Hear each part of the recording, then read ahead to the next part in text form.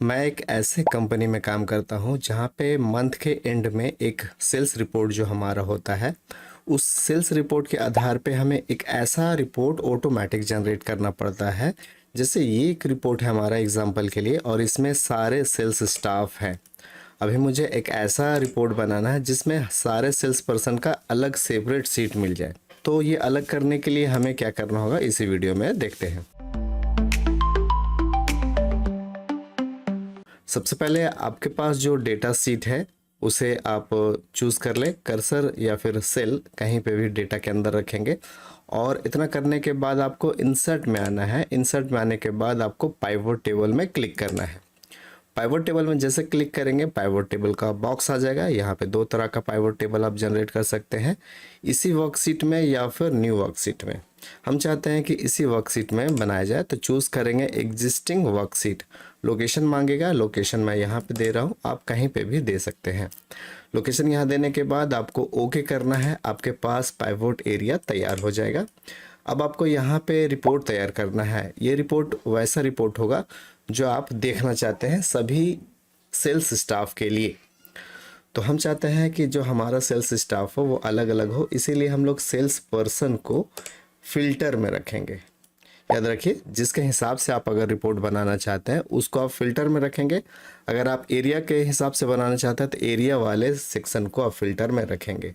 अभी मैं sales staff के थ्रू बनाना चाहता हूं, इसलिए मैं सेल्स पर्सन को यहाँ पे रख रहा हूँ। इतना करने के बाद आपको यहाँ पे आपको फॉर्मेट देना है टेबल का। तो टेबल का फॉर्मेट में हमारा प्रोडक्ट आईडी होगा, जो कि मैं रॉ में रख रहा हूँ। तो ये देखिए, टेबल आईडी यहाँ पे आ गया। इसके बाद जस्ट इसके बगल में हमारा प्रोडक्ट नेम होना चाहिए, तो ये प्रोडक्ट नेम भी मैंने ले लिया।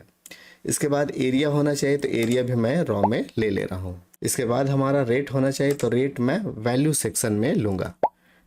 वैल्यू सेक्शन में इसलिए क्योंकि नंबर जो होगा वो हम लोग वैल्यू में ही रखेंगे। क्वांटिटी भी हमारा नंबर फॉर्मेट में है, इसीलिए हम लोग वैल्यू में रखेंगे, और टोटल भी हम लोग वैल्यू में रखेंगे। तो 3 सेक्शन का मैंने यूज़ किया है, फिल्टर, रॉ और वैल्यू। कॉलम का ज़रूरत यहाँ पे नहीं है। इतना करने के बाद आपको इस टेबल को थोड़ा सा फॉर्मेट करना है सूटेबल फॉर्मेट में। ये देखिए, इस तरह से आ गया। आपको यहाँ पे डिज़ाइन में आना है, और डिज़ाइन में आने के बाद सब टोटल में आना है, और यहाँ से चूज़ करेंगे डू नॉट शो सब टोटल।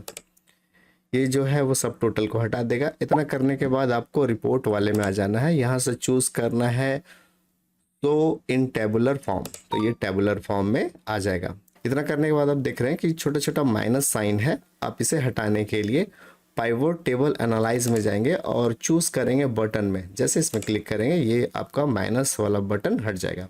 इतना करने के बाद आपको पाइवोट टेबल में आना है और ऑप्शंस में यहाँ पे आना है। ऑप्शंस में जैसे आएंगे, आपको चूज़ करना है शो रिपोर्ट फिल्टर पेजेस। इसमें क्लिक करेंगे तो एक शो रिपोर्ट फिल्टर पेज का बॉक्स खुल जाएगा, और यहाँ से आप सेल्स पर्सन के थ्रू करना चाहते हैं तो सेल्स पर्सन को चूज़ कर लेंगे और ओके कर लेंगे। यहाँ पे आना ज़रूरी है। यहाँ पे वो फील्ड आएगा जो फील्ड आपने फिल्टर में रखा है। फिल्टर में मैंने सेल्स पर्सन रखा है, इसलिए यहाँ पे आया है। कोई और अगर रखेंगे फिल्टर में तो वो लेबल या सेक्शन यहाँ पे आएगा।